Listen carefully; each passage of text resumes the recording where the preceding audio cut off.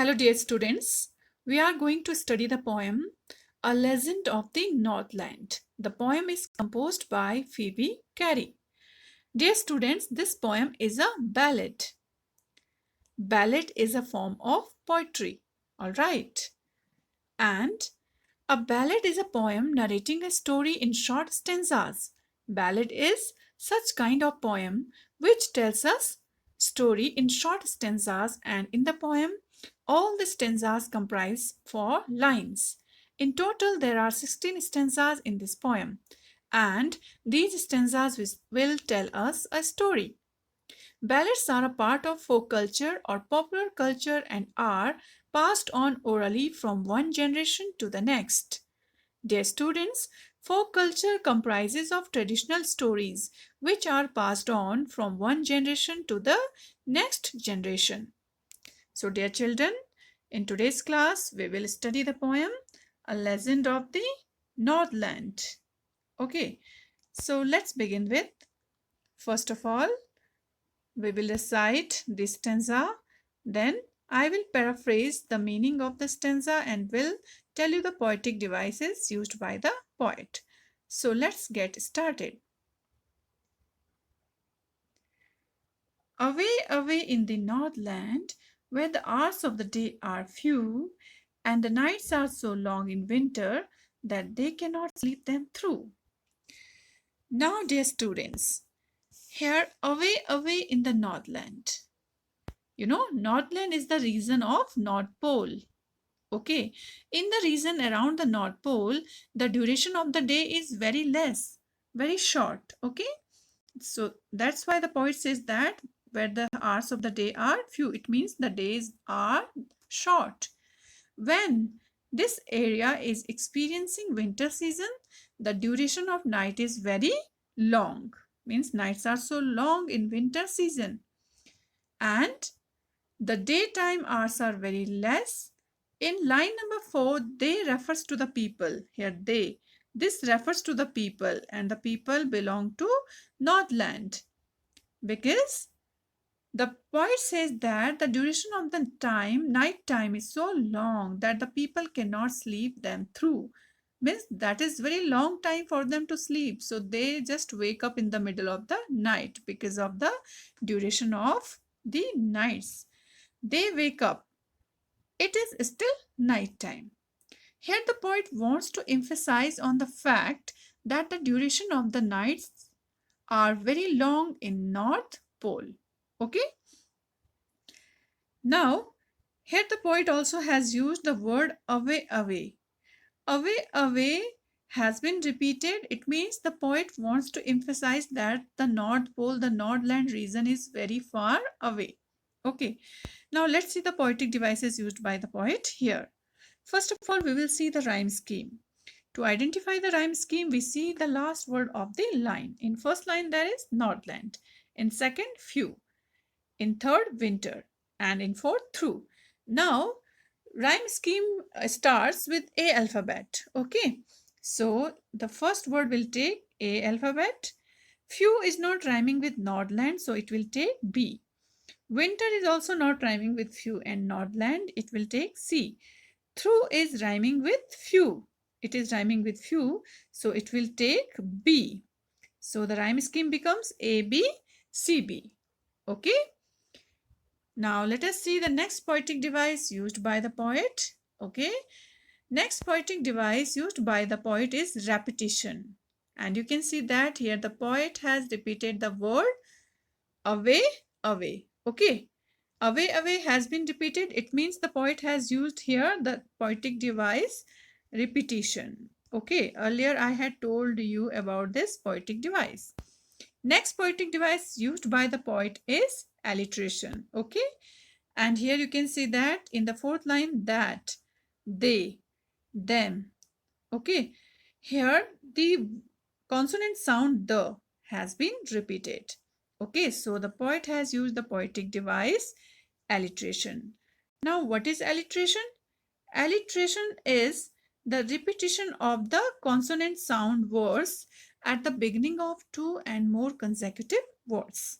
Okay, and here you can see that the sound has been repeated and the words are nearby. Okay, now let's move on to the next stanza. All right. Where they harness the swift reindeer to the sledges when it snows, and the children look like bears' cubs in their funny furry clothes. Now, dear students, first of all, we'll talk about the new words. Sledges. Sledges means a vehicle on runners for conveying loads or passengers over snow or ice, often pulled by draught animals. I'll show you the picture of sledge here. You can see here the picture of sledge. This is called sledge. These are reindeers and this is the vehicle pulled by the reindeer. Okay. Now next word is here to harness. And to harness means to tie the reindeers with a rope to a sledge so that it can be used for transportation. As I just showed you the picture. Okay. Next word is swift. Swift means something which runs very fast. Okay. Now let's see the paraphrasing of this stanza. First we will recite it. Where they harness the swift reindeer to the sledges when it snows, and the children look like bears cub in their funny furry clothes. Now, dear students, here the poet means to say, he says that they harness. As I just told you the meaning of harness, it means the Nordland region experiences severe cold conditions. Okay, everybody knows it. It is a snowy area. So, the reindeer is an animal which is found in this polar region. Okay, people tie the reindeers to sledges and then the reindeers pull the sledges. Okay, to the sledges when it snows. And the children. He adds that the children look like young ones of a bear, because they wear funny looking clothes made of fur, which is like the furry skin of a bear. Okay, I'll show you the picture of the children, how they look like there. This is the picture, and because they wear the woolen clothes, so they look like the bear's cubs. Now, dear students, let's move on stanza number 3. We'll recite first it. They tell them a curious story. I don't believe this true, and yet you may learn a lesson if I tell the tale to you. Now, dear students, curious means strange, odd. Okay. And here the poet says that they tell. Now, who are they? They are the parents. They refers to the parents of the children. Okay, and them are children. So here the poet says that the children or the younger generation, they listen to the stories from their elders. The elders of the Nordland region tell a strange and interesting story to the younger generation. The poet says that he doesn't think that the story is true. Okay, he doesn't think that the story is true, and yet you may learn a lesson. At the same time, he says, if he tells the story to the reader, maybe the reader could learn a lesson from it. The story gives an important message. Okay, and we will know about that message by reading the whole poem, by understanding the whole poem. Now, let's see the poetic devices used by the poet in stanza number 2 and stanza number 3. So, in stanza number 2, first of all, we'll see the rhyme scheme. For that, let's identify the last word of the line, reindeer, in first line. In stanza number 2, snows in second, cuffs in third, and clothes in fourth. So, reindeer will take A alphabet. Snows will take B, not rhyming with reindeer. Cuffs will take C, not rhyming with any of the two. And clothes is rhyming with snows, so it will take B. So the rhyme scheme is same as stanza number 1, A, B, C, B. Now, next poetic device used by the poet is simile. Simile is the comparison between two unlike things by using the word like and as. Okay, so here you can see that the children are compared with bear's cub with the word by taking the word like, with the help of the word like. So here the poet has used the poetic device simile. Okay. Now, dear students, let's see the poetic devices used by the poet in stanza number 3. Here, first of all, we'll see the rhyme scheme. For that, the last word of the line, story, true, lesson, you. Story will take A. True will take B. Lesson will take C. You will take B. Why? Because true and you are rhyming together. So the rhyme scheme is same, A, B, C, B. All right. Next poetic device used by the poet is here alliteration. And where? Tell, tale, to. Here the consonant sound T and the consonant sound of T is T is repeated. So the poet has used here the poetic device alliteration like the first stanza. Okay. Now let's move on to stanza number 4. Once when the good Saint Peter lived in the world below and walked about it preaching, just as he did, you know. Now, dear students, Saint Peter. Now, who is Saint Peter?